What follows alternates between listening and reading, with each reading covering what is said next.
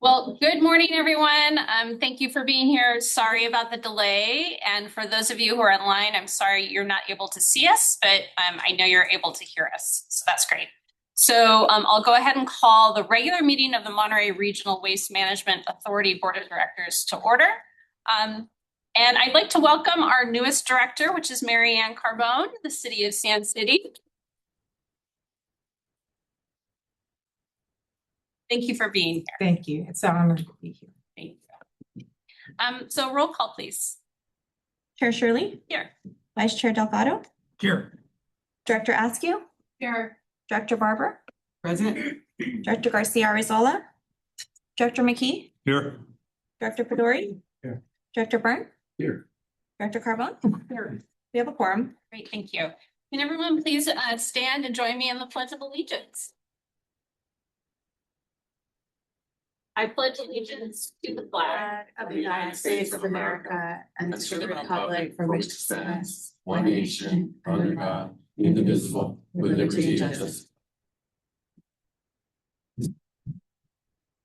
At this time, I'd like to open it up to public communications. Anyone wishing to address the board on matters not appearing on the agenda may do so now. Okay, no one online, no one in the chambers. We'll close public communications. We'll move on to consent. For today's meeting, we have consent items 6A through 6C. Are there any directors who'd like to pull any of these items from the consent? No, seeing none. Anyone from the public like to pull any item from consent? No, okay. I'll bring it back to the board and I'll accept a motion on that consent agenda. I'll go ahead. Okay.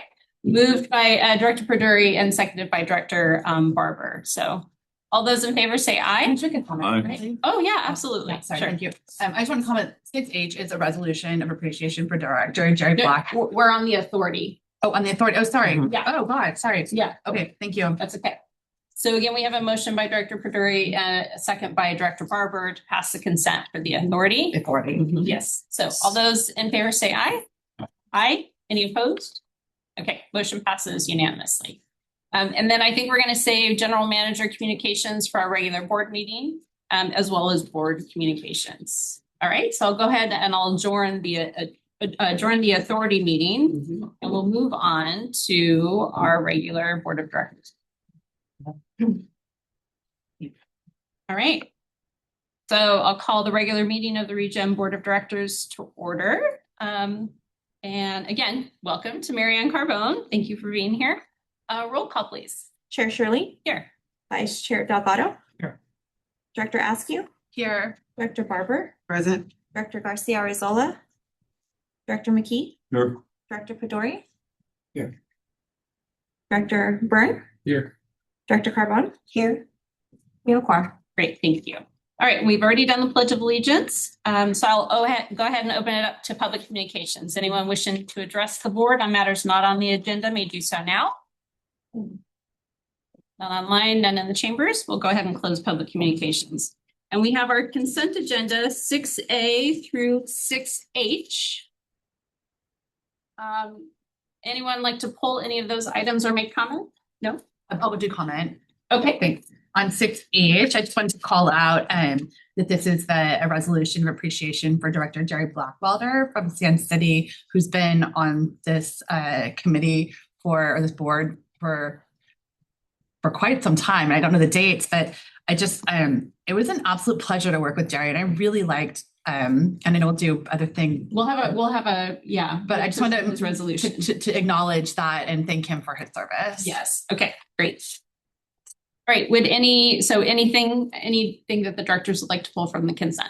I'll move it to Let me go out to the public. Any public like to pull any items from the consent? No. Okay. I'll bring it back. Quick question. No. Okay. Director Delgado. What's our plan, if any, for 6G and 6H in the rest of the meeting?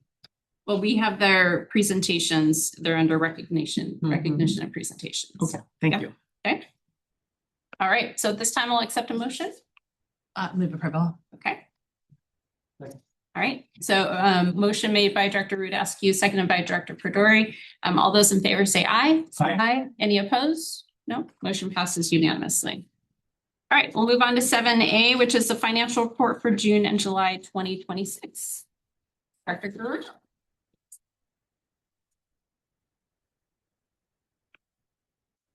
Chair. So welcome back. I had a little bit of a break in July, so it's really nice to see all of you and welcome to our newest director. Thank you. My name is Rosanna Guerrero, Director of Finance and Administration. We're going to cover 2 months. Well, we're really going to cover June, our unaudited actuals for June, just a brief overview of that, and then we'll move over to July. And as you know, because this is the first month of the new budget year, we'll kind of do a brief highlight over that. As we move towards the mid-year, then we're going to see really where we landed, right, with how we revised our budgeting this year. So for June unaudited actuals, when we look at our revenue, we were 3.2 million below our budgeted for prior fiscal year.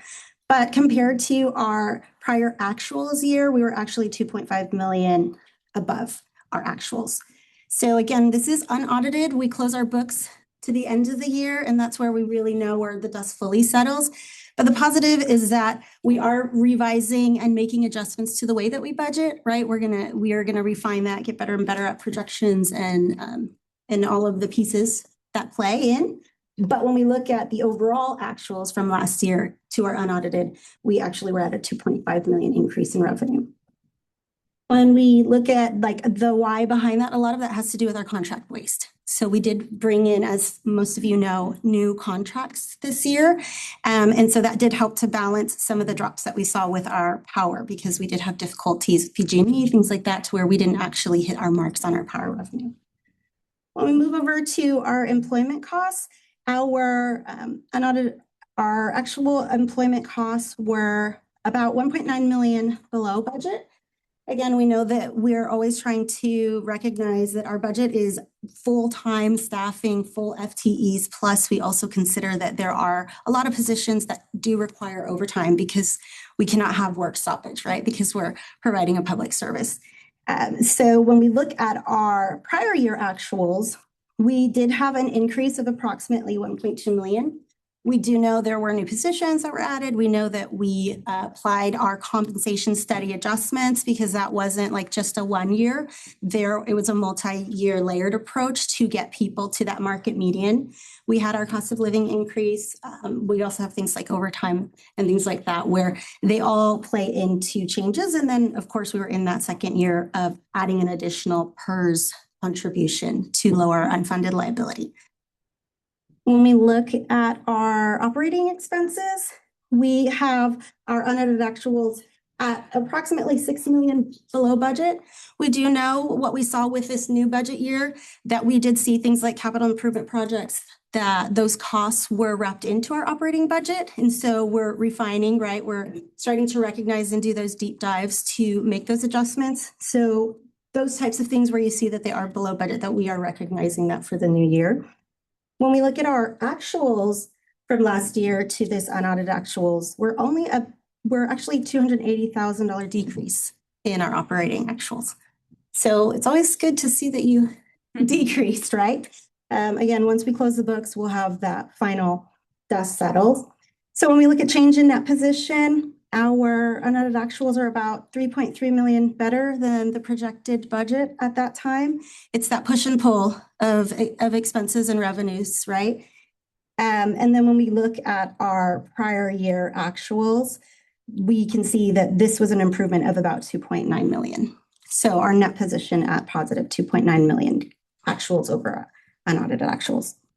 But just overall, we did end stronger than expected. We do know a couple of the reasons why. And looking forward to the new year, when we look at our July, we can see that we have started ahead of the budget. Our revenue roughly 327,000 above what we budgeted for this month. We have operating expenses approximately 800,000 below budget, but we do know that these waves of expenditures come in waves, right? And so we have had a process of taking all of our expenditures and kind of streamlining them over the year. That's one of the areas that we're going to work on in refinement, is looking at when these expenditures truly hit, and if there are cycles, the quarterlies and things like that, so that we can continue to refine that. This resulted overall in a 1.4 million increase in that position, approximately for the month. And since July represents only that first month of our new budget year, it's really too early to determine what these results are going to look like. But we are excited, hopeful. It's going to be fun, and I'm happy to be a part of the ride and got to at least partake in the budget part, right? Because unaudited actuals is, I wasn't here for that. So it's going to be fun here going on forward. Any questions before we? Questions, Rosanna? Thank you. And it's good to see I would say the full year picture, and the start of this year. So my question is really related around power sales. So what is obviously power sales are not happening. Is the intent that it's going to kind of kick things off this year? Because even when I look at July, it's less than last year's July. Yeah, and So there's reasons for that. I don't know if. Yeah, I'll jump right into it. To answer your question, we are producing power. We are producing power only under one agreement, which is the PPA with 3CE. And we wanted to recognize a few things as we're generating power for the first year, was how to better utilize our tools that we have. And we've also recognized that gas quality will remain a concern for the organization on processing power through the plant. We intentfully went into a 1-year agreement with the limited power distribution, knowing that we were trying to figure out what is our next move. So in the foresight that we discussed in our finance committee was to discuss our position with other PPAs, and also the bigger vision of bringing a business model back to this board for review, which is the best utilization for landfill gas. The last agreement that we were in was an over a fence agreement with 3 phases, and it was unlimited power dropping in, but we had more expenses with that type of philosophy. So we just ramped it down. You're going to see less revenue in there, but you should see less expenses coming with it. But the projection is to get through this first year and make the determination, is this the PPA we want to be in? And also recognize what the business model is moving into the future to utilize all the landfill gas. Currently, we still run our flare for deconstruction of the methane gas. And as long as we continue to distribute and burn off through the flare, we are leaving gas in the gas tank that could be distributed somewhere else. So those are coming. And in the finance, we said we were going to aggressively approach these through the end of the year. So you will hear about other PPAs of interest, and also things that are competing with the existing agreement with 3CE. But the big vision for us is how do we utilize the landfill gas to the best of its usage over a longer period of time and all of the volume that it is distributing today. okay. And one of the things I failed to mention was last year, I wasn't here at that time, but nearly half, right, of the year, we were not able to produce our power because of issues with PG&E and things that couldn't be coordinated and fixed on their end. And so that ultimately hurt us when we look at how much we had to pay in power as our actual cost, because that we power our own facility, but when we're not able to generate that power, we have to defer to the PG&E's costs as well. So it was a twofold kind of negative with that almost 6 months that we were down. I think a couple of related questions, probably minor, but so we're forecasting $1 million plus in revenue for 1.7. Yeah, so we're optimistic about that. I think we're going to be a shortfall. I think the RA resilience adequacy is a position that we'll have to determine whether it's favorable for us or not, which also can influence the cost per megawatt hour. We think of the 17,000 megawatt hour commitment, we're on track to deliver about 12,000 of that. About a 5,000 megawatt hour difference in the current projection. Okay. And is it correct to say that if I look at the landfill gas expenses, which are actually better than worse, is that directly tied to power sales? No. The staff has taken on the burden of doing more compliance in-house. So the ability to respond to a methane leak or methane detection in advance of a actual survey of methane is the result of that. So we were able to do lateral raises, cross raises of the infrastructure that we have and respond to quicker. So our staff is raising the game on the compliance side of it, and we're not having to third party some of the commitments that we used to in the past. We recognize probably about $1 million in savings just by the opportunity. Yeah, it was a significant, so, Yes. so thank you for that. To your point, you're very perceptive.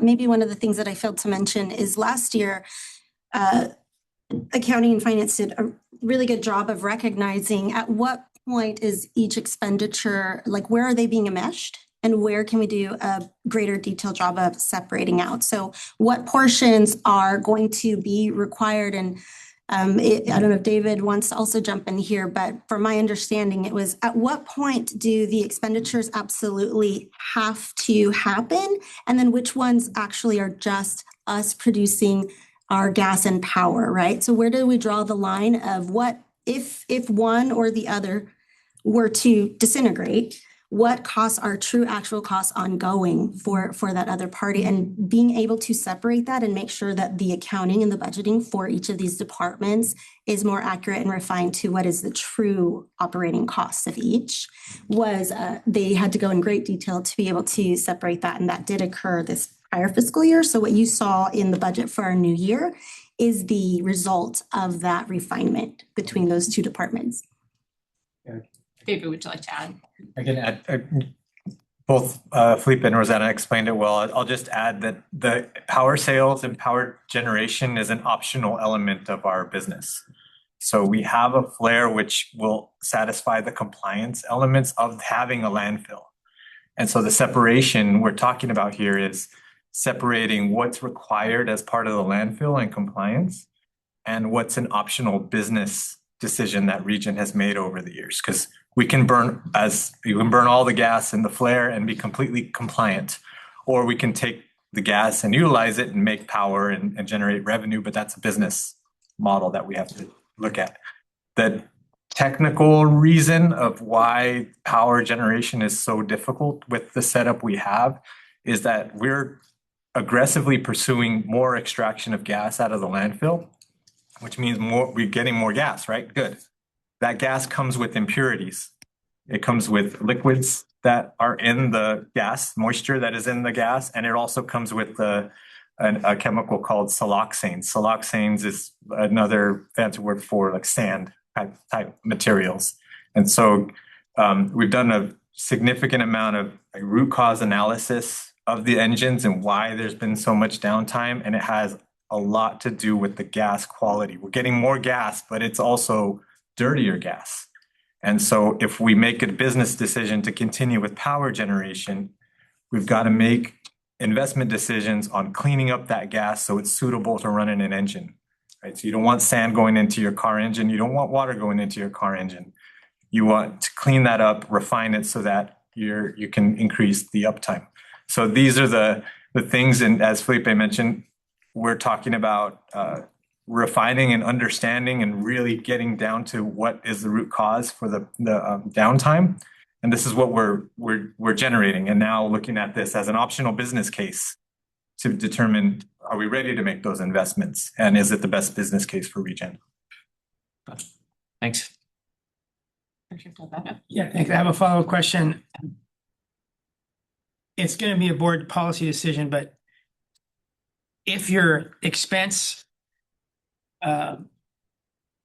revenue analysis of selling power, making power and selling it instead of flaring it, if it's neutral or negative, yeah, or even positive a little bit, like we're going to have to decide how much money are we willing to lose to do the right thing? How much money are we willing to make, or what's the minimum to make it worth all the trouble and to do the right thing? Is that kind of where this might end up?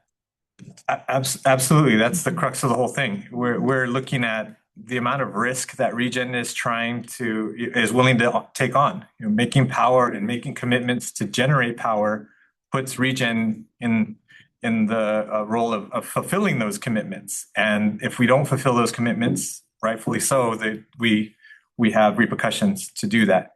And so some of the business decisions ReGen has are, what return do we expect on a dollar investment, and what risk are we willing to take for that return. And so these are all decisions that are being worked on by staff. We are diligently making sure that we're going to be bringing in a recommendation to you all that makes sense and is within the risk profile that we're willing to take. But these decisions are key in or understanding the existing system is key into understanding what is needed to make this system work as opposed to other systems. I want to make the further comment that when we had Last Chance Mercantile running with district employees, we all thought it was a wonderful service to the community, and it diverted and sold from the landfill. And then after a long time, we started realizing we were losing a lot of money, something like $400,000 a year. And we had to decide, is it worth having a great facility and lose money? And we kind of decided, no, let's either close it or find a concessionaire. And so we found the VTC, and we're not losing money on the Last Chance Mercantile unless we spend a little bit of a few thousand here and there to move stuff that they don't want. I'm not sure about the details there. But basically we said, we don't want to keep losing money, that much money, on Last Chance Mercantile. Up until now, I've always looked at the landfill gas power generation as it's so great because we're adding to our revenue and we're not flaring off the gas because we're always looking for new revenue so we don't have to raise tips. And so we're not so dependent on buying or selling landfill space, buying garbage. And so this is the first time today that I've seen our landfill gas in a not so financially beneficial light. It sounds like we're kind of struggling to get to the enough positive to make it worthwhile financial place, where I used to see it as we are investing to make more money than the investment. So it's a good thing financially. And of course, it's a great thing environmentally. If I may add, not to go too deep into the subject, but I do want to point out there's big changes in the power markets. Solar is definitely providing a lot of the daytime demand that California is in need of. And so what you see is a change of renewable energy availability in the market to where a plant like ours, which is similar to a natural gas fired power plant, during the daytime, the prices are dropping because there's just an abundance of energy. So that's what's been happening over the past 10 years or so. Recently, now you hear batteries coming online. So the excess power that's being generated excess power that's being generated by the solar is now being stored in batteries, and battery storage is now taking us in and through the evening here in California. So while you're correct in saying the positive things about making electricity, also the markets are changing that we're selling into that make it, a new time or a good time to be reevaluating where the best use of the gas is. If it is in electricity, if it is in another technology, the world is changing around us too, and it's not always going to continue to be the same. And so I just want to point that out, that it's not that ReGen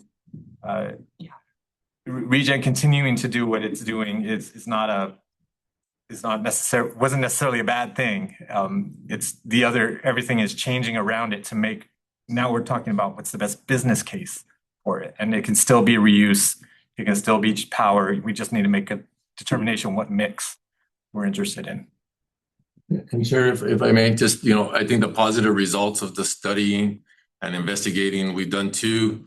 We did a joint feasibility study around it. We did an independent study around it. Staff is working with legal to look at risk within agreements and out of agreements. But the results are very favorable for a great outcome. I'd like to thank Director Ramirez, Director Guerrero, all the team out there that continues to handle day to day so that we can work on items like this. But the results that we're seeing are very favorable for the organization. And so I want this team to remain very excited about the opportunity with some sort of generation or renewable energy.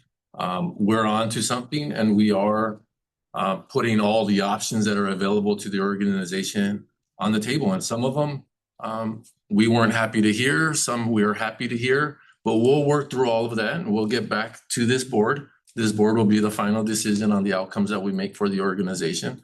But the team has worked diligently over the last 3 years to continue to understand the existing operation and where it needs to be driven to so it can continue to be a favorable item, whether it's a sustainability item or a revenue generation item. So this team's right on track to delivering an outcome that will last us for another 20 to 30 years. And again, be favorable for the community and the public services that this public agency is delivering for our communities. Thank you. Dr. Burns. I've got a couple questions.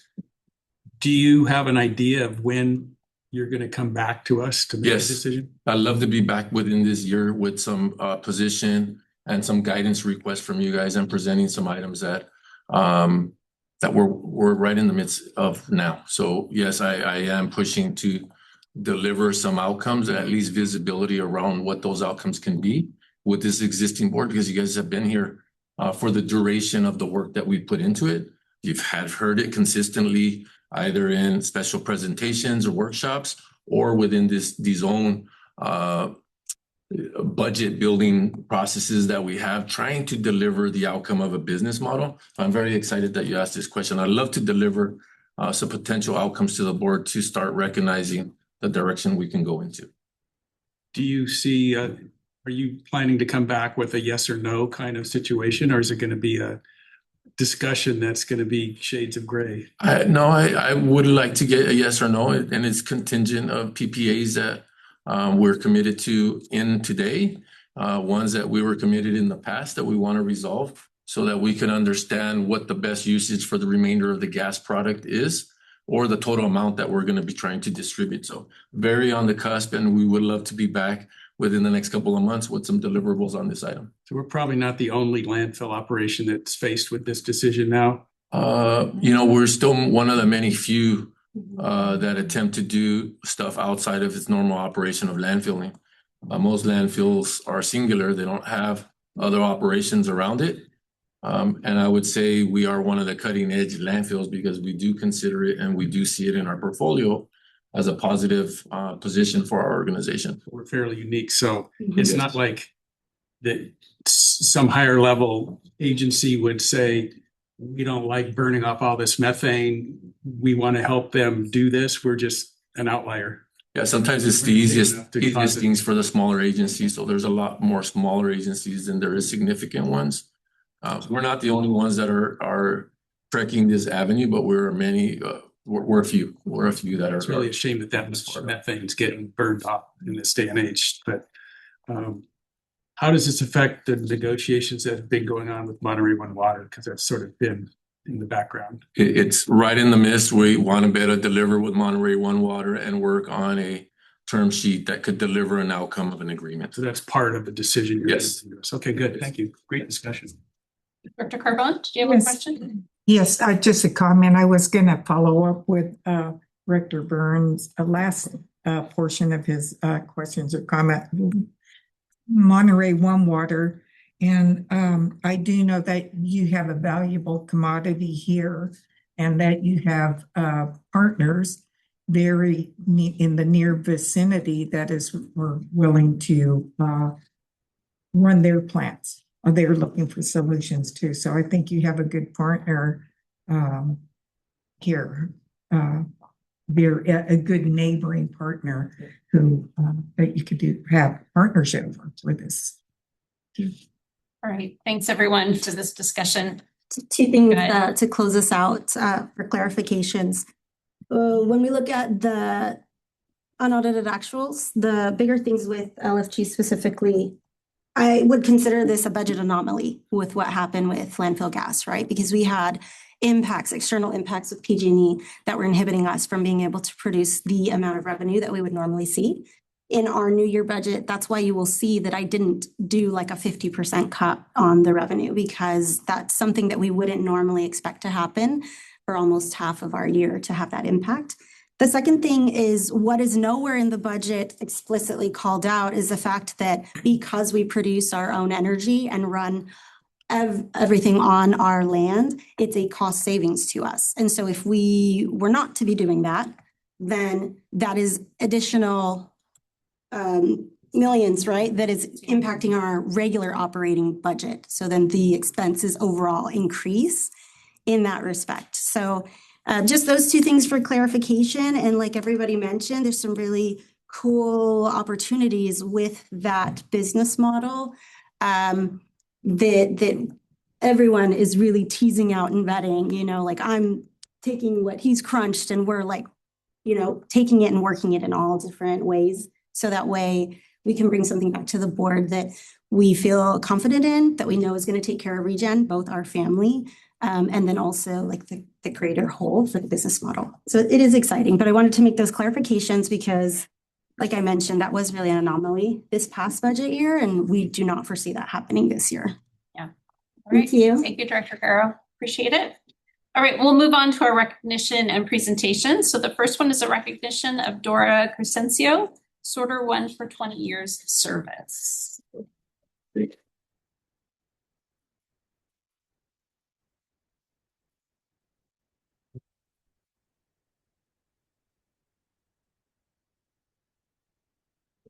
Morning. Yes, yes. This is Dora. Dora is a sorter down in the MRF. She's been here now for 20 years. So she's been here quite a while. Her and her husband, who was here a couple months ago, Jose Felix, both work with us down in the MRF. Yeah, Dora's here day in, day out. We can always depend. She'll be here on time, willing to work, take on any challenge. You see right here, she's a little small in stature, but she does not shy down to whatever we ask her, and she's there willing, and she's a great part of our team.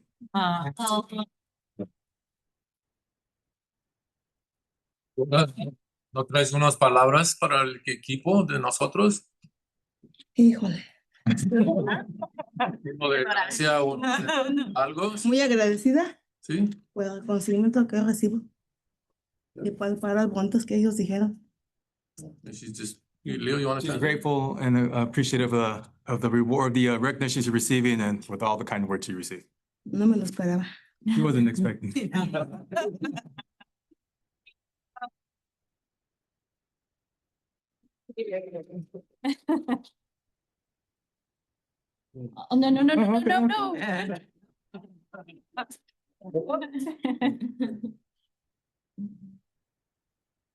Gracias.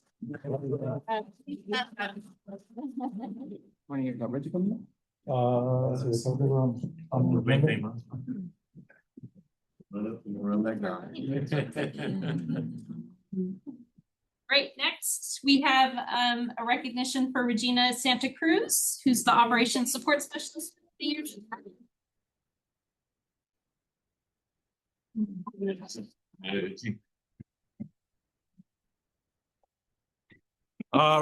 Regina Santa Cruz, Operations Support Specialist. She helps us with every aspect of the MRF. From getting us apparel, to whatever PPE we need. She's in charge of getting all of our product out. She's in charge of all of our shipping. She handles all of our bookings. She deals with all of our shippers that come in, deals with all of our supplies. She orders us everything we need, and with all the staff that we have in the MRF is a lot. So she really does deal with a lot. And whenever Leo and I are unavailable, a lot of the time she steps in for us and helps us out whenever any employees need anything. So she's a huge part of the MRF. Yeah, day in, day out, Reggie's there for us. We walk in, half the time she already knows what we need. We ordered it, I already called, it's on its way. It should be here today, right? And we really rely on Reggie a lot. Anytime, on the clock, off the clock, we'll give her a call. On the weekends, I've called her. Reggie, this is going on. Oh yeah, it's good to go. That's the right booking. Send them out. That's nice. So, appreciate it. Another 20 years, yeah. Would you like to say anything? Oh, it's been a pleasure working with so many faces and my staff, everybody there they're great. Everybody's great. I love it here. Thank you. Now we know your nickname. Job from swag. Nice jacket too. Thank you. There you go. Congratulations. Yeah, the ReGen logo.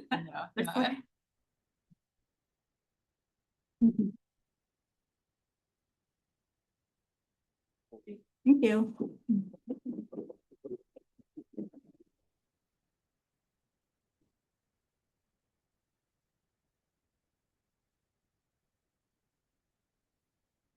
Great. Next up, we have a presentation of Resolution 2606 appreciation for retiring employee Jonathan Hook, heavy equipment operator, in recognition of 25 years of service. All right, well, I'm gonna be reading the resolution and then John will get you up here. So to Mr. Jonathan Hawk, we call him Mr. Hulk here because he acts like one. He's been an inspiration to many others. Whereas Jonathan Hawk began his career with ReGen Monterey on July 16, 2001 as a materials facility operator. And whereas he received the Charlie Benson Award of Excellence in June 2013 in recognition of his outstanding service and dedication. And whereas he was promoted to a heavy equipment operator on June 16, 2019. And whereas Jonathan Houck was highly skilled in heavy equipment operation and shared his knowledge and experience with fellow operators, serving as a mentor and contributed to continued development of their skills. And whereas he was dependable, hardworking, and dedicated employee who consistently demonstrated a strong work ethic, dedication to his fellow employees. And whereas he performed his duties in a diligent and conscientious manner throughout his 25 years of service with ReGen. And now, and therefore it be resolved that the Board of Directors of Monterey Regional Waste Management District, doing business as ReGen Monterey, hereby commends and expresses its sincere appreciation to Jonathan Houck for his dedicated service and leadership, and extends its best wishes for a long, healthy, and rewarding retirement. Thank you, John. Passed adopted this 21st day by the Board of Directors of ReGen Monterey. Thank you for your service.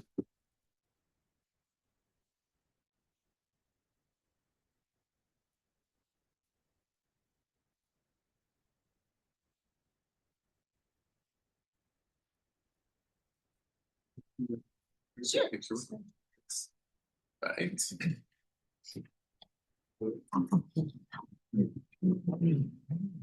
And I'm sure, John, maybe before we take picture, you have a few words for us, you know, things you want to say. Thank you for everything you've done and the support of me and all the operations in its transition and changes. We appreciate you very much, and we're super excited that you're going to be able to enjoy your retirement moving forward. I know it's something you really wanted to focus on, and we're happy to comply and get you that. My name is Victor Perez. I'm a senior heavy equipment operator, and I just want to say something real quick. To be out there doing what we do, we really need precision, skills, and be safe at all times. And let me tell you something, this guy has everything. Yeah. In fact, when he is sprinkling the day with the scraper, he does it like he's seasoning a steak. It's really good. So we just wish him good luck and you're knowing. Thank you. Thank you, John. Thank you.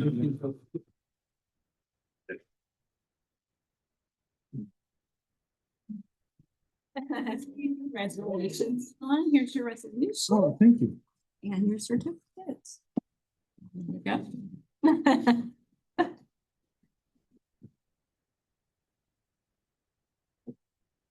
Best wishes to you. Thank you. Floor is yours. I wanna, I could sit here and I could tell you guys about working in storms with the dozer. I could tell you all those different things. We've got some really cool stories. But today I would like to say, I tell people that come on site, new employees and stuff, this is a forever job. Oh. This is a job for your family. I've raised 3 kids. One was born while I worked here, like my youngest. But this is a place that you come to, you don't look for another job. This is a place that people that work hard, that show, get promoted. Quite a many bit. Victor, Leo over here. Me and Leo started the same day. We're promoted to operators same time. He's a supervisor now in the MRF. Just a quick little story. years ago, my kids used to come in at lunchtime to bring me lunch. And they come in, this place stinks, Dad. And I go, this is the smell of the roof over your head. This is the smell of your clothes. I mean, they didn't appreciate it at the time. But I tried to teach them, that this is something that, meant something to me. So I want to say thank you, Felipe. He's been a great support to me on a personal basis. Oh. So thank you, sir. Aw. That's all I have. Oh.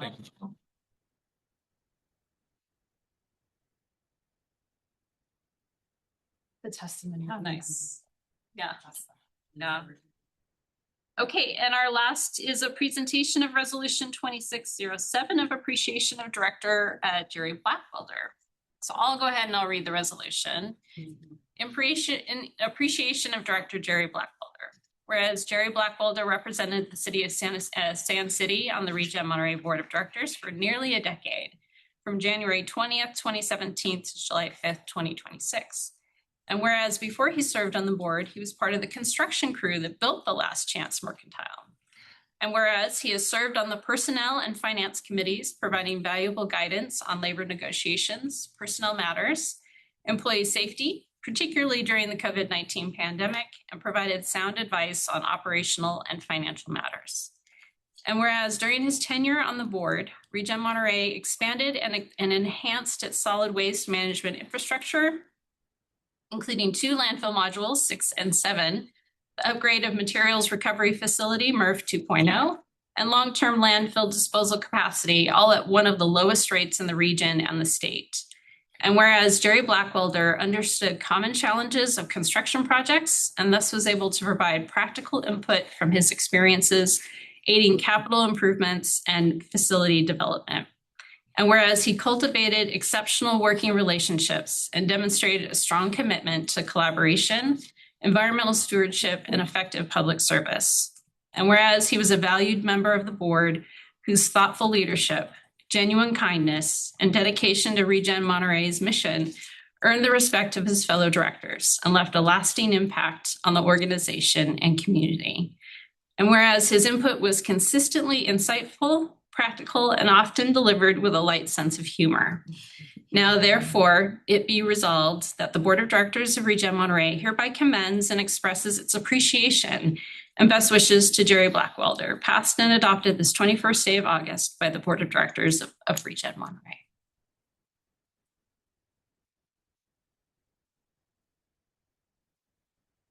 I know we are all gonna miss having Jerry on the board. He'd get here early, he'd have his donut, his coffee, and he was just always so willing to engage. And he was quiet on the board, but I feel like we all listened when he spoke because he chose his words wisely and the times appropriately. So he's a very valued member of the board.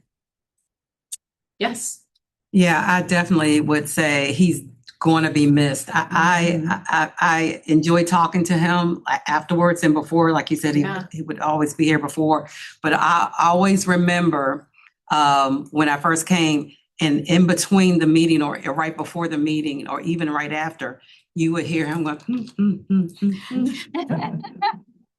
and that humming I would love. And one time I just came to him, I was like, I love that humming. I said, this gives me a sense of peace. He said, yeah, I've been doing it since I was a kid. He said, and that's where I just go. He said, just gives me that sense of peace too. And he had no idea how contagious that was of him giving that sense of peace and lightness. So I will definitely miss him. Yes, I agree. Yeah. And so I can relate. Director Barber, I worked with Jerry in construction before he got on the council. So we both were in the trades. And I heard here from Retiree Hall about lunches. We used to strap burritos on the exhaust pipes, on the pipes of the heavy equipment to heat them up. So we have them about break time or lunchtime. But the humming and the singing, Jerry would do that and he would put that in your mind and everyone, I'd walk the job site. And everyone, it was very catchy. Everyone would be humming that song. So he would touch everyone. And I know he loved this board. And we do have that resolution. I believe maybe at our next Sand City Council meeting, we'll be presenting him with a resolution. He's still driving around and I think enjoying just being off for now. So if we would like to present during the Sand City Council meeting, that could be an option. Oh, great. At that time. Oh, that'd be great. And he did receive something from Seaside Sanitation District, and I just videoed it, and he was so happy. I took it to his house and showed him the video. So I brought him the plaque and the video, and he was really, he just keeps talking about it. So I'm hoping that we get him back up to City Hall. Yeah. Oh, that's to receive that. good. Thank you. Good. Yeah, Dr. Delgado. Yeah, someone mentioned that Jerry was quiet during the meetings, and I didn't find him to be quiet during the meeting. I sat next to him for a lot of good. And during the meetings, he would mumble a lot. And he would say jokes during his mumbling. He'd comment on the comments during the mumbling. So I always enjoyed hearing all his mumblings. And he had a very active mind. When he wasn't mumbling, he was doodling. So by the end of the day, his agenda would have doodles all over it because he never stopped doodling the entire meeting. So I appreciated sitting next to him because he was an enjoyable person to be near. And he always, when he spoke, he always kept it brief and kept it to the point.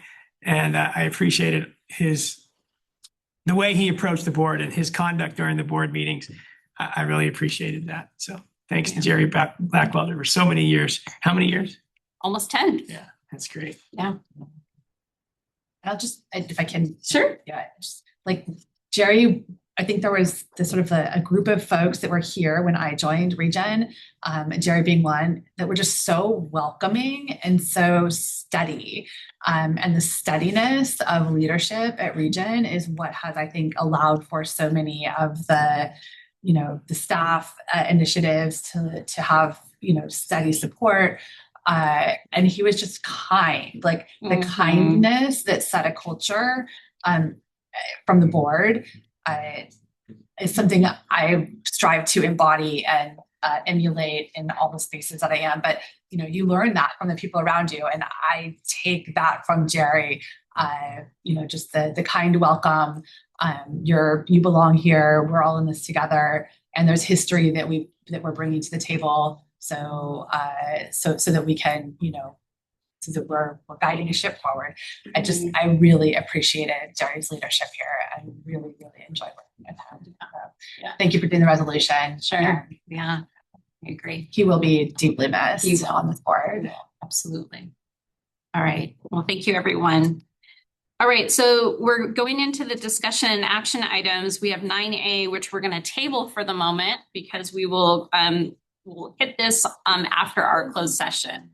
Yes. Yeah, thanks for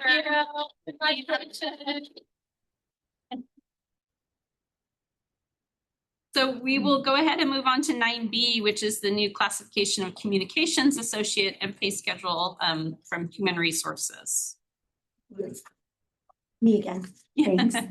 I'll make this one short and sweet because I am going to invite Director Schultz up to kind of give a little more depth. We did work together to construct this new position. And so just some of the highlights from our new fiscal year budget. One of the things that we called out was the elimination of the communication specialist classification. The thought process with the restructuring is to work to align the resources because this department is evolving. As you guys know, new Senate bill 54 is coming. We had the prior Senate bill that really reformed and changed things that we do at ReGen, but this new Senate bill also is going to do that and more in terms of the internal impacts and the things that we have to strategize and the more outfacing communicating that we have to do on these measures. So the communications department was tasked with really reviewing all of that and looking at what we are doing even with our business models. What are the things that we absolutely have to do as ReGen? And what are the other things that we have been doing, but we may need to shift focus because we know that there are things coming, right? And to be proactive as opposed to reactive in the things that are coming is really what we're trying to accomplish in all of our scopes of the agency. So this position is classified as a professional communications generalist, whereas the specialist position was hyper-focused on one area of what the communications department does. This has a wider girth, but it's for good reason, because we do need to, as you know, have a little bit of overlap in each of the positions so that there is some cross-training and the ability to sustain things, continue going regardless of if, there is a leave of absence or a sudden vacancy. We have to continue to provide the service and get what we need to get done. When we look at the overall staffing levels, we did eliminate the specialist position going into the fiscal year, but the staffing level with your approval will basically remain the same from last year to this year when we bring up this new associate position. And when we look at the internal alignment and the competitive compensation that we did, it is approximately 5% higher than the specialist position. But again, when you are responsible for a wider breadth of knowledge, even in the generalist capacity, you still have to be an expert of certain parts of your scope, but then you have to be able to speak on all of these other areas, right? And to be that mouthpiece that sometimes a specialist is not capable of doing because they hyper-focus in one area. When we look at the overall, what we're looking at for that salary, it's really based off of the duties and the overall level of responsibility of the position and not just title. Because with our compensation analysis and our philosophy, we are competitive. We do look at similarly situated classifications, recruitment, retention, the fiscal responsibility, but we also have to recognize what does our internal structure of the salary look like and make sure that both the job descriptions, the positions within each department, and the salary itself maintains integrity and there's not compacting and things of that nature. So all of those were taken into consideration. There is an analysis packet that goes with these positions when we're proposing. There's justifications and things like that that are vetted out from the department. It's going over to HR for their analysis. It's going to fiscal or finance to determine based off of the budget and where the availability of monies is, right? It's doing this full scope before it's going to be presented to you guys. And we've done that. And I want to invite Director Schutz if you want to add anything, since you guys are the gurus of communications. Thank you. Morning, board. Zoe Schutz, Director of Communications. I want to first off thank Rosanna and the entire Human Resources team for their work to help us with this position and vet it. I've been here for 6.5 years. It was right before the pandemic started, and I inherited a department that was largely focused on public education and had a deep focus in schools. Throughout my tenure here, I've maintained that focus in public education while the department has morphed and grown quite substantially to encompass more communications overall, external and internal for the first time, and tackle some pretty large Senate bills with 1383. And upcoming Senate bills are headed our way. So we are looking to adjust our strategy for, I would say, a second time. The first time was kind of growing and setting a lot of foundation. We're now really up and running and feeling solid. We have a fantastic team with both Kristen O'Hara as our manager here in the department and Eric Palmer as our senior coordinator. And we really need a fourth person to continue to round out that department to help better serve you all and the community. So this position is a morphing of responsibilities as we look to kind of better serve all the member agencies. We've, as I mentioned, traditionally done a lot of school outreach in partnership with Waste Management, who is the hauler for all of the schools, and done a lot of community outreach in partnership with Green Waste, and Bessie's here in the audience. Good morning. We've got a couple folks here in the audience from Green Waste. Thank you so much, as well as Selena. And WM. We have Tim back there. Guys, I'm here focused on the board. Tim, thank you for joining us from WM. So we have great partners. We have great partners, and they're with us arm in arm at the schools, at the community events. And really, we've been kind of double dipping, working together on some of these initiatives. And we had some large things to tackle with 1383. You know, we had to make sure that the public knew all about food scrap composting. That's still a challenge, but we're 4 years in now. We had to make sure that the schools continue to feel supported. And we really transitioned from in-classroom education to making sure they had food scrap stations set up at the lunchroom. So we've morphed. But now I feel like they're really in good hands with the haulers that are serving them. And we're kind of hitting a stride. And as well, I would say the schools are at a point where they're faced with other challenges and other priorities. And sometimes some of them don't have time to focus on these things. So we're kind of hitting a point where we're feeling like those are areas that we can pull back on while still continuing to serve you all with upcoming challenges of new legislation. So this position, I think, will help us morph in again to better serve you all. And we really need another body to be able to support our existing staff in that realm. So thank you very much for allowing me to explain a little bit more about how our department functions. Yeah, that was And really I'm happy to answer any questions. Yeah. Thanks. much. Do we have questions for either Rosanna or Zoe? Yeah, go ahead, Director Robert. So this would give an increase in the proposed budget for No. 27. No, so to clarify, what happened with the New Year's budget is while we came to the board and proposed the elimination of the position, it was with the intention to create that space of budget and communications salary to be able to do some of this analysis, both at the general level, and we're also analyzing when we look at governance and things of that nature, and the pull that the larger agency in the state is against ReGen, because we are a pioneer of a lot of things. And so a lot of people want deep dive details and responses and participation in that realm. So this is this first layer of recognizing the need. And we had already taken that budget and maintained it. So we asked for your guys' approval for the elimination, but in the budget memo for personnel, we did communicate that portion would still be reserved because we knew that this would be coming. We were just trying to see how quickly can we start the process of the analysis of the department and the scopes, the needs. So it's there, it's available. So basically just the position was eliminated, but the funding was reserved. Yes, reserved. Any other questions? No? Did you have a comment? Yeah, and I guess I do have a tiny question. In my head, there's $134,000 increase in cost by what we're doing right now. Can you tell me the truth? I mean, I probably am wrong.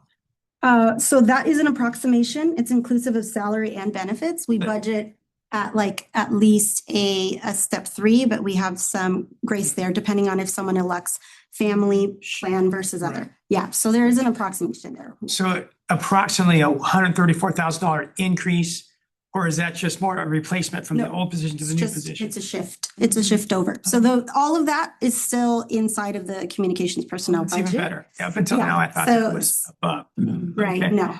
And that is inclusive, like we mentioned, salary, benefits, pension. yeah. I understand. Deal. That's But great. basically, we had 4 people budgeted before, we have 4 people budgeted now, and the dollars changed a little bit, but it's about the same. Yeah, okay. Then my comment anyway, was gonna be that I perceive our education team as like top quality. And I perceive our staff's contribution to state reports because of SB 1383 and to be fantastic. And I perceive their contribution to all the member agencies like the City of Marina, City of PG, et cetera, to be, just stellar.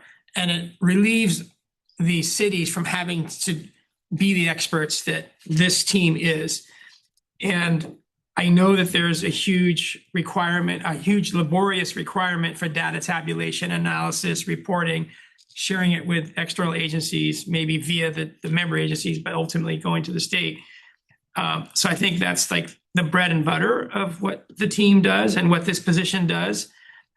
But then there's I think of it as optional but critical, the improvement that has been made by this team. And Zoe started to refer to it, to better communicate internally, which we never really thought much about, like how that could improve morale, how that could improve productivity, how that could improve like the team sense that we're working together, because now we know more about what's going on, not just in our silo. And then the external with the public has taken a shift to be more comprehensive, more digestible by the public. And I'm thinking more like Eric in this regard with what he's doing on social media and on the web.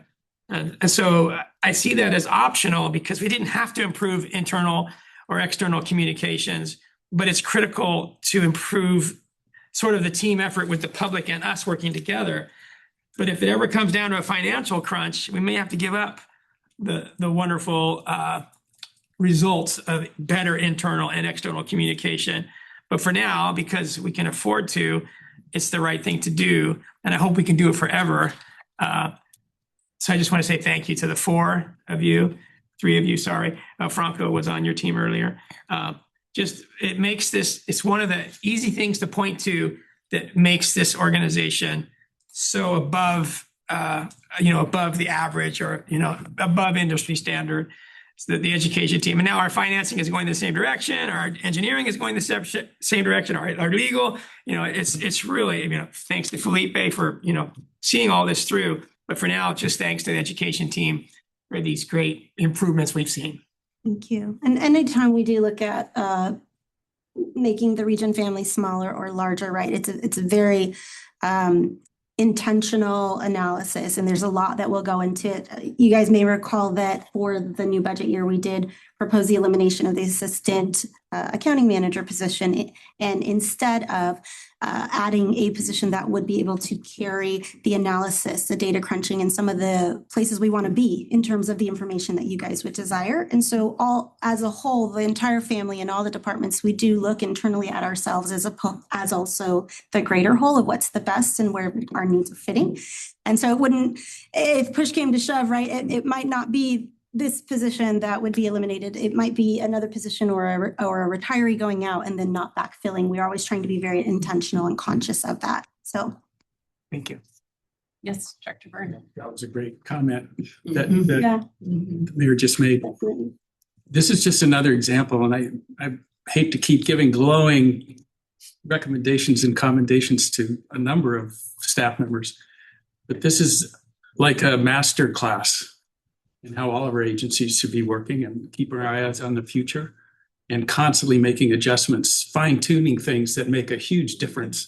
And he already expressed that, so I won't get into it, but we've seen it in a number of areas this morning, whether it's the gas. I mean, we are not just taking things for granted. I think a lot of our agencies do. I know I see it in my city. So thank you. I wish we could have our council watch this meeting. It really is a wonderful thing. And thank you so much for all the people in this room that make this work. Appreciate it. Sure. I just want to say thank you to Bessie and Selena and Tim for being our partners and being here today. Yeah, I also thank you, because one of my concerns was obviously the schools and making sure that they are getting supported. And so I'm happy to see the Hollers here, who I know will be able to step in for that, because I think that is such a vital part.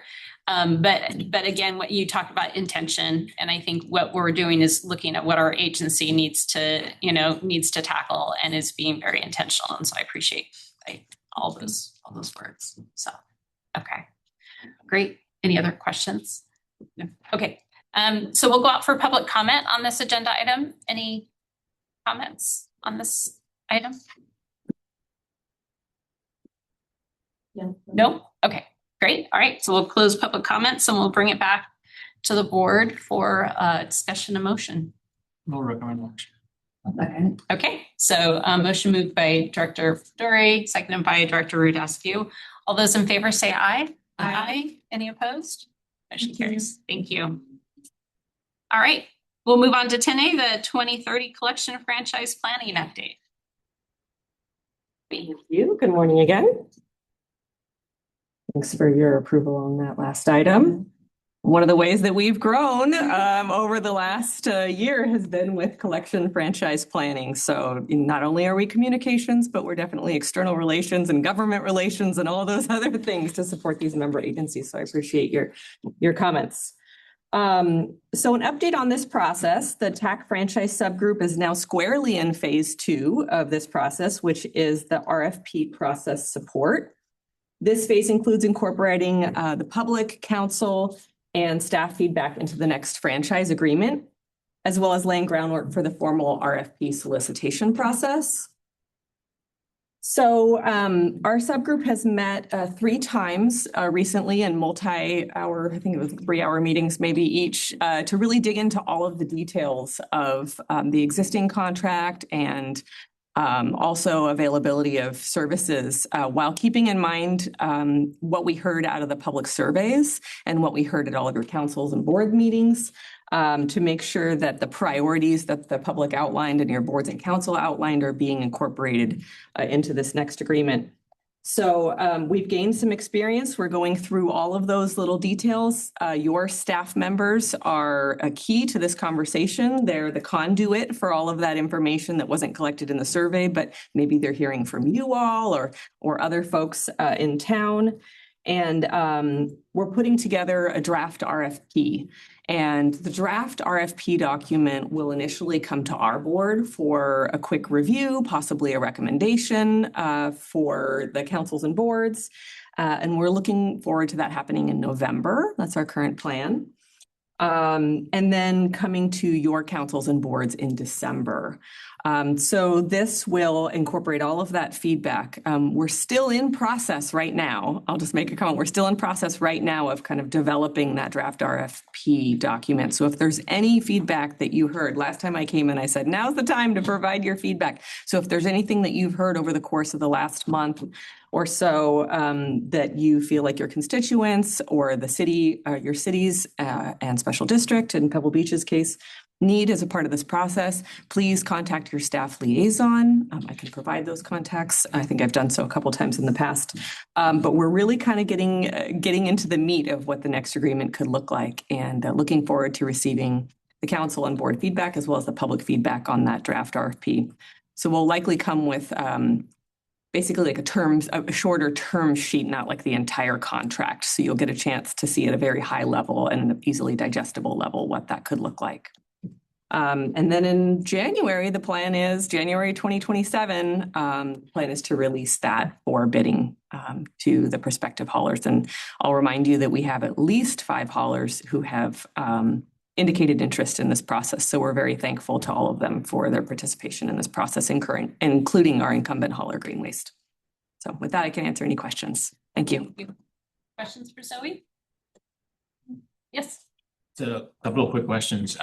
And I'm just reading directly from the draft. So the draft says typically consultants' costs are reimbursed to member agencies. Yes. But it used the words typically. Yes. So Got that. do you know if that's going to be baked into the like the RFP as explicit kind of thing? Because what I see is that effectively, if you're asking somebody to pay it, they're going to bake it into the ultimate pricing. So is that like an explicit item or an implicit? I believe we can, I'm not 100% sure, but I believe we can request that to be the case. So if you recall, this board and your councils also adopted a roughly $500,000 agreement with HF&H Consultants, who is guiding us through this process. And as well, there was a roughly $35,000 survey that was conducted on behalf of your member agencies. And so that total amount, $36,000, I think we can bake it into the RFP or the request when we get to the bidding process. So is that like historically, is that how we do it? Yes. Yes. All right.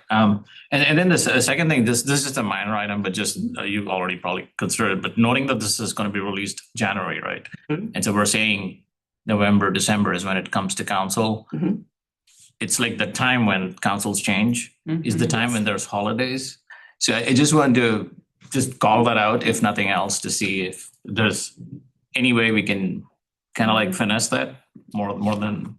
I'm glad you brought that up. Yeah, this has definitely been a consideration amongst our subgroup because we realize that there are incumbents who have been with us this far in the process and have heard those survey results. And then as well, there's new leadership coming on board. And how do we who should decide in this process? And so I think we've heard from your staff as to the recommendation, and overarchingly, we're feeling like the existing councils, since they received the presentation with regard to the community requests thus far, are just a little bit more informed than potentially a new council member or board member would be in this process. But I believe those decisions are ultimately being made by each of your representatives at staff as to when exactly it's going to go to council. So if there's any cause for concern, I would say that, again, reach out to your TAC representative. And we do plan to release this in early January of 2027. There's a little flexibility in the schedule if we want to change that model and push it back a little bit.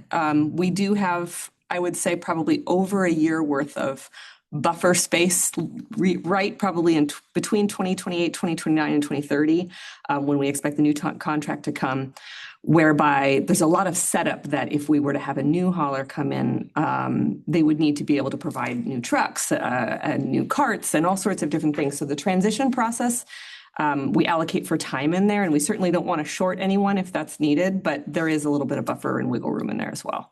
Got it. Yeah. All right, all good. And I totally get it. Like there's a lot happening, a lot of jurisdictions involved. So it's a lengthy process. So thank you for the update. Thank you very much. Thanks for your question. All right. Thank you, Zoe. Thank you. Appreciate it. Okay, we'll move on to other correspondence, which is 11A letters from SDRMAs dated July 24th, 2026 and July 21st, 2026. Yeah, You wanna speak to this is a great letter that we received. The first letter said that we just received a letter in error, but they added two attachments that rectified the original letter. Anthony Martin has seen himself out, but him and Sally Madero, our safety manager and our safety coordinator, are really heading the charge with safety. SDRMA is the Special District Risk Management Authority, where we are provided our policy insurance for our incidents that occur here. We did receive the President's Special Acknowledgement Award for Property and Liability Program, which is over a 5-year period. We get 3 CIP credits, which is credits for a discounted rate on our coverage, and then also for the year of 25 and 26. No paid property or liability claims. So just excellent work from the organization. And again, attributes that tie back to it is the engagement with the employees that feel valued, that are reporting items real time. So we investigate incidents that may not tie to a claim, but being curious to rectify it. Thank you, Anthony Martin and Sally Madero, for driving this attribute of receiving this letter. It's a special privilege for our organization to be represented that way when you're in one of the top 5 most dangerous jobs in the nation. So just really nice work all the way around from the organization and from the leadership that drives safety demands. Thank you. Great. Thank you. All right. And then we'll move on to general manager communications. I got a couple of these and I'll try to get through to them and get some time back. We had Leadership Monterey County Tour. Again, we've become a very popular stop for the program. Thanks for our leadership for government and sustainability. Over 30 members toured our composting yard, landfill, learned about planning, compliance, employment, engineering, climate action, community programs, among other topics. They just enjoy the stop. And we're seeing existing leaders for Monterey County. And then we also see uprising leaders that will be coming on. So it is a very great program to support. And we're always excited to see the leadership that rolls through. This next one was a great one. I'd like to send appreciation to Director Rudascu, Mayor Delgado, the staff that supported me in the process, the communications team, Mr. Palmer, Ms. Kristen, Zoe, all contributed. The team's just been working. Our ops team understands the odors and our commitment to Marina. So we had a town hall. ReGen Directors Wendy Rudascu and Bruce Delgado hosted a town hall in Marina on July 6th. The event brought together a panel of companies and agencies that track, investigate, and respond to odor complaints in Marina. I was in attendance, Monterey One Water, the Monterey Bay Air Resources District, the County Environmental Health, the County Agricultural Commissioner, farmers like Ramco Enterprises, and major agricultural surrounding the city of Marina.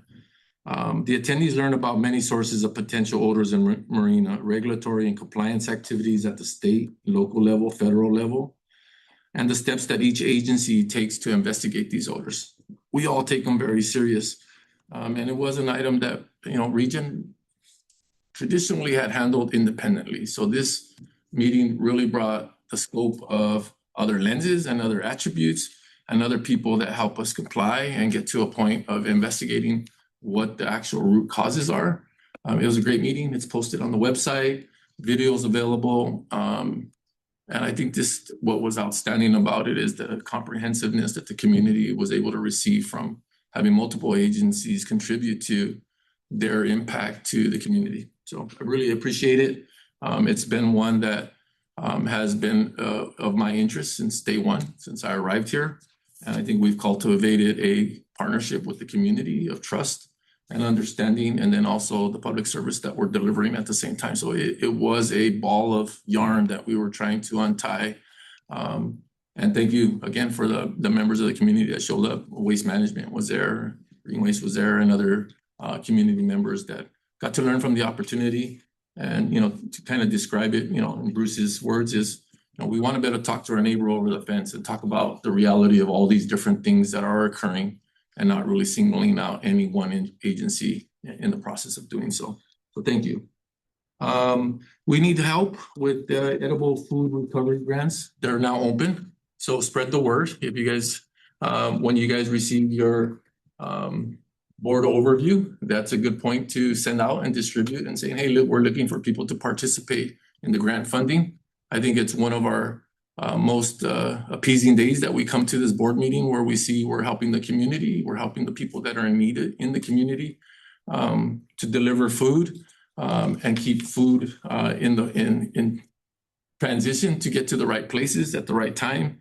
And this team has done an amazing job to facilitate the need of the community and the understanding of our obligations under the 1383 compliance under this item here. So really, really nice job.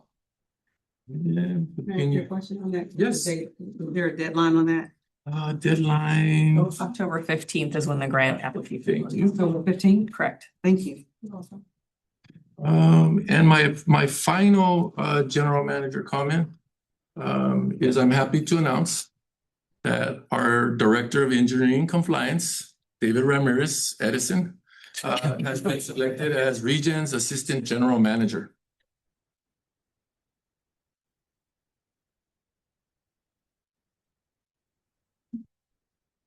I'm going to add a little bit more. The Assistant General Manager is a critical role that we've been thinking about for some time here at ReGen. It will serve as a second in command, including leading ReGen when I'm not available. David will work closely with me, our directors and managers and staff to continue to work together, solve issues that cross department lines, and make sure important projects and decisions keep moving forward. We have a great opportunity to continue to be one of the nation's best waste management operations. When departments need support, working through an issue, coordinating with another department, or getting something across the finish line, he will be able to help there. The goal is to give our departments more support, better coordination, and another leader they can go to when they need help. Filling vacancies will be an immediate priority for the organization. David has great knowledge of ReGen, our operations, and many challenges of our teams that we face today. He can interpret those. He will need to build strong relationships throughout the organization, and that experience will be valuable as he takes on broader responsibilities.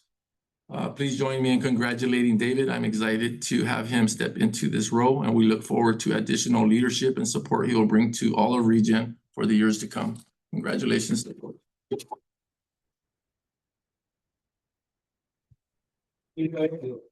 Can you make a copy for us or whoever needs one of those? Yes.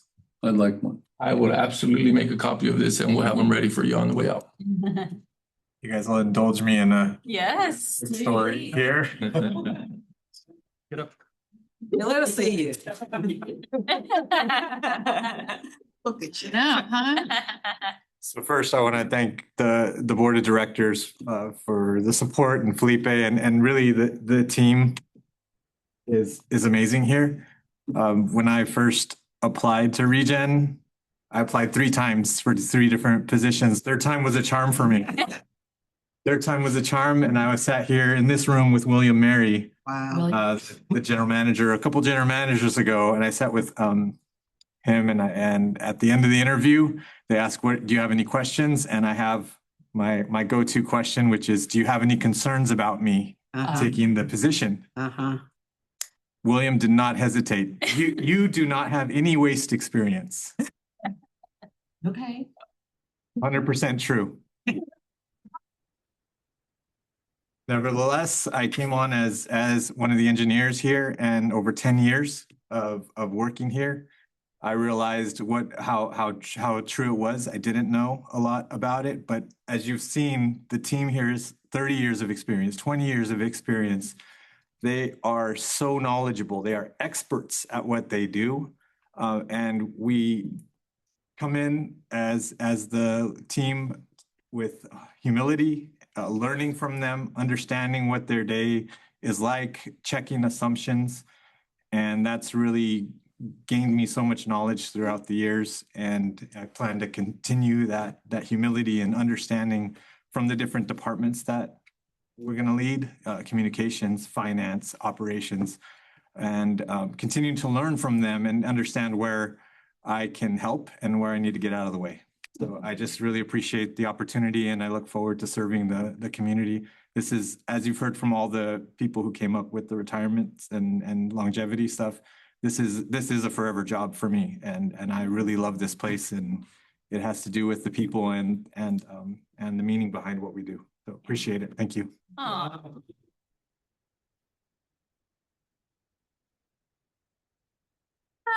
So excited for you, David. Thank you. I'm so excited for us. Director Delgado. Yeah, we're gonna miss you as Director of Engineering. I'm still here. I still have that hat. It's worn, but it's still. I had a question for, well, not a question, a comment about Felipe's summary of the odor workshop. Is there an odor? If you live in Pebble Beach, you can't smell it. There's no odor. Keith Day was also there with his son. Yep. And that's important, right? It was a great workshop, thanks to Wendy and her staff. They worked really hard to organize it, advertise it, record it. There were some glitches, technological glitches, which we see, other places too. But I think that the concrete next step to benefit our district here is figure out how to work with us, City of Marina, and the developer, Dustin Bogey of Third Millennium Partners, to disclose properly, adequately to 1,360 incoming homeowners before they buy, to try to reduce the, what might be complaints. I don't know how to do that, but I think that's the next concrete step. We got the workshop done, and it was, general and comprehensive. But now, try to be specific so that we look ahead and try to reduce in advance the troubles we might have if we get a lot of people who just don't understand what they're in for. Would you like And to if I can comment? just add, I just thank you, Felipe, for being there. And thank you for your guidance pre-planning, which helped us, I think, set the stage for how to make sure it was fully comprehensive and we weren't just, putting any one person on the spot. The real goal, and Bruce, you were the reason we pulled it together, because you knew that there was a need to, provide some information to the community. I think the goal was really, from where I sit, we have all of these different regulatory agencies, and it's not that nothing can be done. It's that it's just a more complex response. There is a response, but it requires all of these different agencies and bodies to kind of figure out, where is an odor coming from? There's a variety of reasons we have odors. And then is it something that can be regulated? Is it something that voluntarily can be addressed? And that takes a minute to go through those processes. And we have an incredible group of folks that are working in fantastic coordination with one another. But Bruce, I think you're Vice Chair, I think you're right that there is it would be in our best interest as ReGen to think about legally what opportunities we have to make sure that there's a full disclosure of those home sites before they're purchased. And then from just a public education perspective, people need to be aware in the same way that if you're buying a home in East Garrison, you're adjacent to right to farm properties, and sometimes bird cannons go off in the middle of the night. And voluntarily, we've been lucky that those have been shut down after we track them down. But those farmers have the right to have those bird cannons go off. And if you're living adjacent to farmland, that's going to keep you awake all night. So those are very real things that people need to be aware of when they're purchasing homes in certain locations. And I can only imagine the conversation with the developer as they're looking to sell those properties and how that plays out. But for our benefit moving forward, we should can we direct staff to take a closer look at what our options are? We might request staff to invite the developer to have a discussion with them here, there. Maybe go to his office, Dustin Bogey, in the project itself. That might be a nice gesture. Yeah, I think that, and then also like legally, what are the things that we can ask for in terms of disclosure requirements? Director Barber? Yeah, I agree with Bruce about this, the disclosure piece. I think not only inviting developer, but inviting realtors and property managers just so that they can be aware of certain things, but also to be able to bring that forth and ask them to see if they can get it in a policy for disclosures, because we do it all the time. I'm a realtor as well. And so we do it all the time with different disclosures, and especially where, like in New Monterey and some other parts of PG, being in the flight pattern, like anytime you have any type of nuisance, noise, smells, whatever that is, we actually have policies that actually put it into the different contracts, and it's a policy. So therefore it would be uniformity. So I would encourage that. All right. Thank you for that. Chaps? Yeah, I was just gonna say, nothing against others, nothing against Marina, but I like the board communications ending with the AGM and his introduction to the team. So I want to congratulate David, and when you actually mentioned siloxanes earlier, I knew you had the job. Being with you in your new role. Appreciate it. But that was as an engineer. As an AGM, we want to hear dirt and water. All right. Thank you. Okay, we have board communications. We do have an item here. We are recruiting for the ad hoc committee for the Monterey 1 and ReGen Monterey power agreement that we're going to be working on. I don't know if you want to share more about that, Felipe. And so, we layered this into our finance committee, and I think I've had some discussions around it, and we've heard this. I think Director Rudaski brought it up is, when would the ad hoc committee be prepared to engage itself? And we see it presenting itself now.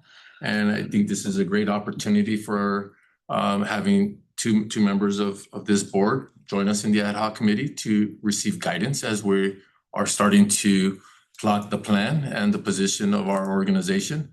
And so we are going to hear more about power and power distribution, PPAs, what we want to do with landfill gas. So this is the cusp of it.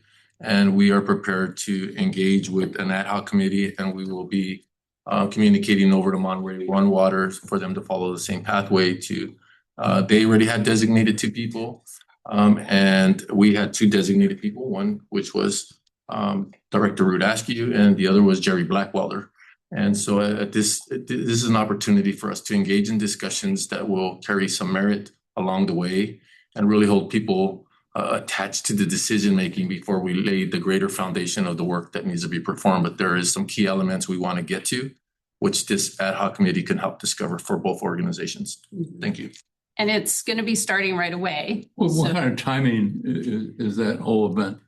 I would say ad hoc meetings will run for an hour, and we would probably want to have one time a week ad hoc committees. For years, for. No, I would say for 2 months, 3 months or so, depending on how fast the engagements and the commitments present themselves, it could be less than that.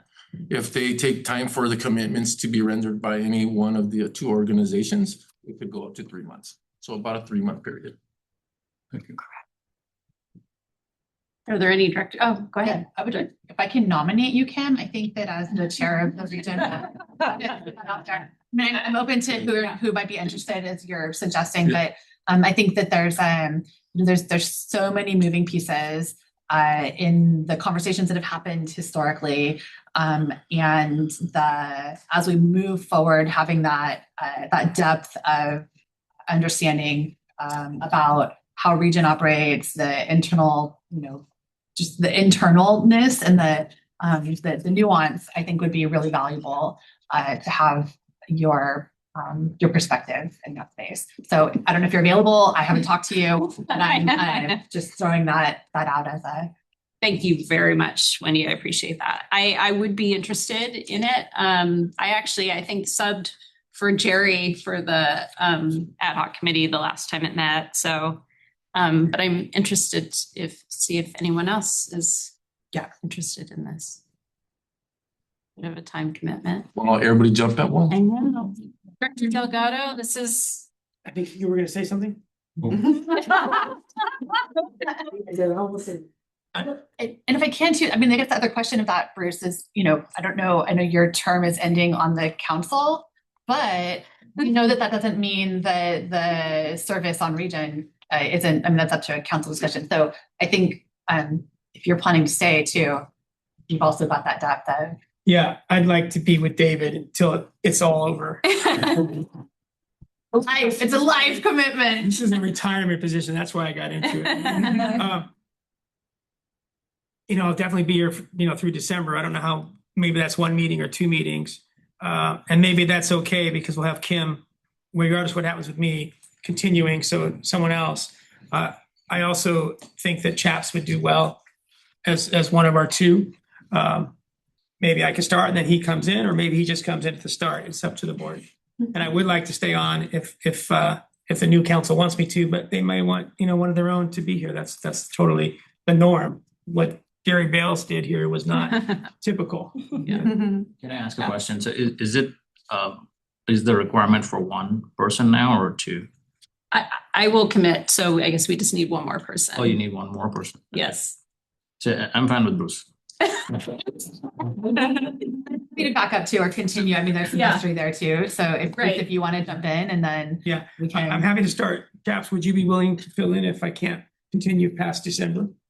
I'll have to look at the time commitments really. Hey, and it'll be a remote call. It can be done remotely. It doesn't have to be in person. Oh, that's easy. We'll try to make a whole bunch of adjustments. But looking for you to be committed. Go ahead, David. I will point out there's a heavy finance element to it. We are going to talk about siloxanes. Everyone is welcome to come in and learn, but there is a heavy finance project economics bent to it. So just keep that in mind, that not only is it what the details between the what we do as far as philosophy, but we are going to get into that economics piece, which would be detailed as well. Yes, I'm happy to, whenever it gets there, to make that decision at that point in time. But you're happy to make the decision. That's not very committed. So I would use staff language. Typically, I would say yes. So. I just have a quick question. Okay. If these are Zoom or in person or sometimes one or the other, and finances is big, I'm really happy to hear that. Will staff be there as well? Yes. Okay. Otherwise, I said, well, maybe Rosanna needs to be one of our 2 reps, but. You already have staff's already. 2 elected. We're already up to the chin, right? Yeah. We're already up to the chin in this. We just need others to be in it with this. And I think Deborah can weigh in on this as well. Yeah, well, I wanted to make sure that it's clear that the proposal, I think, on the table for the ad hoc committee is internal to ReGen. So it's not a joint ad hoc with M1W. Rather, it's ReGen has an ad hoc committee to guide staff's work. on ReGen's position in the discussions with Monterey One Water. As Felipe mentioned, he has recommended that M1W consider doing the same to help guide their staffs. So this is not joint. So that's one thing, but also, yes, it would be heavily supported by many staff, team members, and legal counsel. Including Deborah. All right. Bruce, are you in? All right. Okay, thank you, everyone. Appreciate that. So, me and Bruce going in. Okay, next we have our closed session items. We've got 3 items in closed session.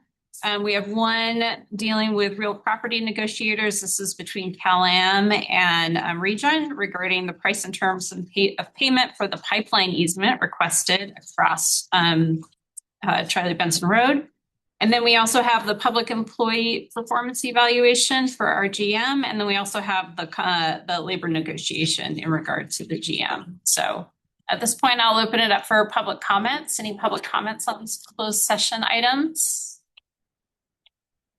Okay, I'll go ahead and close public comments and we'll go ahead and go into closed session. Welcome back to the open session of ReGen Monterey. I'll turn it to our attorney who will report out on our closed session. As to closed session items 1, 2, and 3, conference with real property negotiators, public employee performance evaluation, and conference with labor negotiators, there is no action to report. Okay, thank you. All right, so we will complete our final discussion item for today, which is the general manager compensation benefits adjustment and related amendment to employment agreement and pay schedule. Thank you, Chair. Rosanna.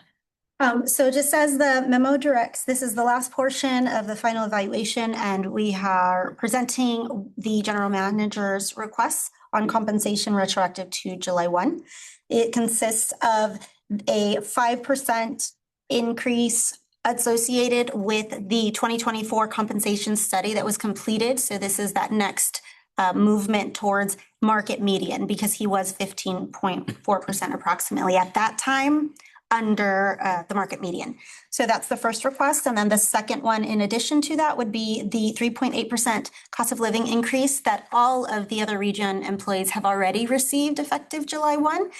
He chose to defer this because there were other things on the calendar and it was going to take a lot of staff time and board's time, right? So that is the request, and our staff's conclusion would be that you consider the compensation adjustment and that you would make your determination, and then this salary schedule would then be approved at your guys' discretion, and that will be retroactive to July 1. Okay, thank you. All right, I'll turn to our attorney who also is has a report on this as well. Yes, and under Government Code Section 54953C, it requires a legislative body to make an oral report of a summary of recommendation for final action on salaries of local agency executives during the open meeting in which the final action is to be considered.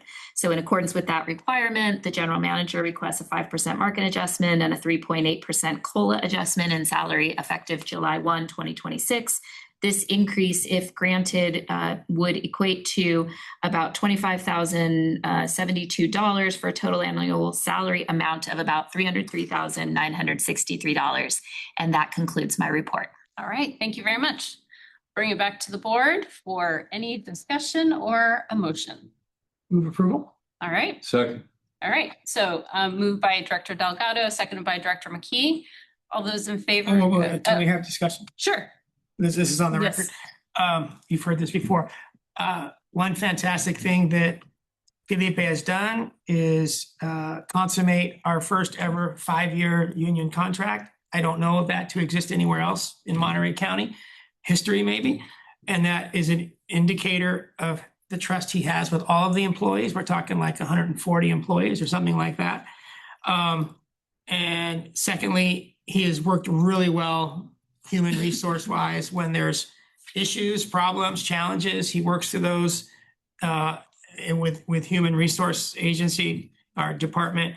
And so he's a very good people person when it matters in those touchy-feely ways. And then when it comes to the most transactional financial matters, we're doing very well with external contracts and keeping the tipping fees as low as possible, lower than most of our sister agencies in the Tri-County area. So across the board, and working with us as a board, he's been very trustworthy and accessible. So across the board, I think that Felipe has demonstrated that although he started at a very low salary for his position several years ago, he has earned, these merit increases to get him in line with sort of the median standard, not the Taj Mahal standard of compensation, but now he's getting very close to being on par with his counterparts in the industry. And I think that he's proven himself to be more than worthy of that. So thank you, Felipe, for all that you've contributed to this organization. Thank you. I might add that through the review process, which we did confidential, but the opinion is not just of us, it's the organization as a whole was also very positive about Felipe and what he's done for this organization. And we're very proud of what he's done as a board. And we said that in closed session. I think I can disclose that, right? Okay. Thank you, Felipe. Yes, we are very lucky. Yes, thank you. And I didn't comment earlier, but I just want to say, Felipe, thank you. There's this whole conversation broadly about how much everything costs and how just like costs are rising, and you pay your sewer fee, you pay your trash fee, you pay your water fee. And I think part of the reality for this agency is like we're looking at a long-term vision and we're drafting out what a long-term strategy is to protect future generations from those out of control escalating cost increases, at least when it comes to their waste management for our customers and for our region. And I think that's a kind of legacy to be really proud of. And you're doing all the things that are gonna allow for us to be operating effectively today, as well as into the future, that will ultimately be the thing that makes that continues to make our services affordable to our residents. And so I just want to acknowledge and say I deeply appreciate your leadership here. The staff feedback that we get is so strong, and on behalf of our residents that we're ultimately here to serve, I think we're doing a great job, and it's thanks to your leadership. So thank you.